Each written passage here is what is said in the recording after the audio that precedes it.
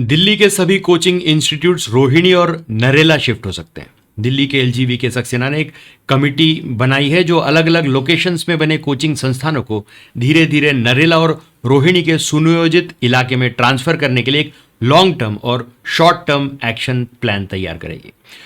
दरअसल दिल्ली के ओल्ड राजेंद्र नगर में राउ आईएएस कोचिंग के बेसमेंट में स्थित लाइब्रेरी में पानी भरने से 27 जुलाई को 3 स्टूडेंट्स की मौत हो गई। इसके बाद से स्टूडेंट्स वहां धरने पर बैठे हैं। उनकी मांग है कि आरोपियों को सजा दी जाए।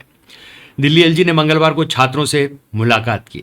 बुधवार को दिल्ली एलजी ने इस घटना को लेकर एक कमेटी का गठन किया जो कोचिंग सेंटर्स को रेगुलेट करने और छात्रों की परेशानियों का समाधान करने का काम करेगी। दिल्ली के मुख्य सचिव नरेश कुमार की अगुवाई वाली इस कमेटी में कोचिंग संस्थानों, छात्रों और संबंधित विभागों के अधिकारियों समेत 5 से 6 लोग शामिल होंगे। वहीं बताया जा रहा है कि राजेंद्र नगर में धरने पर बैठे छात्रों से मिलने राहुल गांधी पहुंचने वाले हैं, लेकिन भारी बारिश के चलते इलाके में पानी भरने के कारण राहुल गांधी का प्रोग्राम कैंसिल हो गया। इधर यूपीएससी की तैयारी करने वाले 26 छात्रों ने बुधवार को एमसीडी कमिश्नर अश्विनी कुमार से मुलाकात कर उन्हें कोचिंग सेंटर्स की खराब सुरक्षा उपायों के बारे में बताया।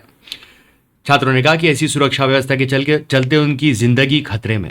छात्रों ने न्यूज एजेंसी पीटीआई को बताया कि हमने उनके सामने कई शॉर्ट टर्म और लॉन्ग टर्म डिमांड्स रखी हैं और कमिश्नर ने हमें भरोसा दिलाया कि वे गुरुवार को एक प्रेस रिलीज जारी कर हमारी मांगों का जवाब देंगे। हमारी शॉर्ट टर्म मांग है कि मृतकों के परिवार को बढ़ा हुआ मुआवजा दिया जाए, कोचिंग संस्थानों की जिम्मेदारी तय की जाए और हादसे की सीसीटीवी फुटेज और एफआईआर की कॉपी भी जारी की जाए। वहीं हमने लॉन्ग टर्म डिमांड्स रखी हैं कि इस हादसे के बाद बेसमेंट में बनी लाइब्रेरी के सील होने पर जिन संस्थानों ने ऊपरी मालों पर बनी लाइब्रेरी की फीस को 2 से 3 हज़ार से बढ़ाकर 5 से 6 हज़ार रुपए किया है, उनके खिलाफ कार्रवाई की जाए। साथ ही स्टूडेंट्स के लिए मेस फैसिलिटी और रहने के खराब हालात का जायजा लिया जाए। वहीं दिल्ली की शिक्षा मंत्री आतिशी ने बुधवार को राजेंद्र नगर में प्रदर्शन कर रहे छात्रों से मुलाकात की। आतिशी ने उनसे पूछा कि कोचिंग संस्थानों को रेगुलेट करने के लिए कानून बनाने में मदद करने वाले पैनल के लिए 10 प्रतिनिधियों का नाम बताएं। छात्रों ने आतिशी के आने पर गो बैक और वी वांट जस्टिस के नारे लगाए। इसके बावजूद वे प्रदर्शनकारियों के साथ बैठी और उन्हें सरकारी मदद मिलने का आश्वासन दिया। अब घटना के बाद प्रशासन ने क्या एक्शन लिया वो जानते हैं।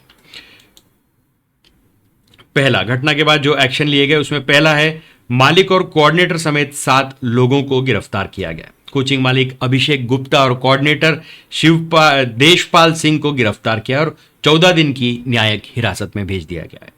पुलिस ने बताया कि घटना को लेकर बीएनएस की धारा 105, 106, 152, 290 और 35 के तहत इनके खिलाफ एफआईआर दर्ज की गई है। इसके अलावा अन्य 5 लोगों को भी गिरफ्तार किया है।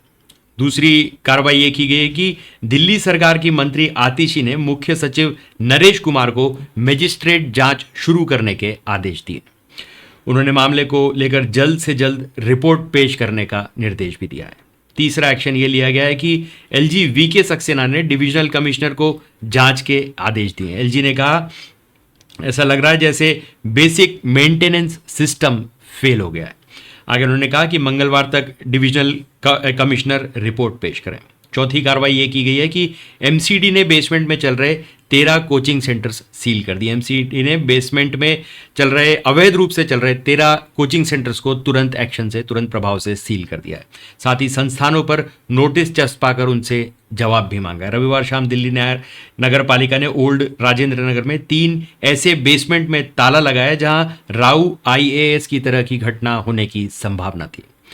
5वां एक्शन उन्होंने ये लिया है कि एमसीडी के कमिश्नर अश्विनी कुमार के अनुसार एमसीडी ने एक जूनियर इंजीनियर और एक असिस्टेंट इंजीनियर को सस्पेंड किया है। मेयर शैली ओबेरॉय ने अधिकारियों के खिलाफ एक्शन लेने को कहा जिसके बाद ये कार्रवाई की गई।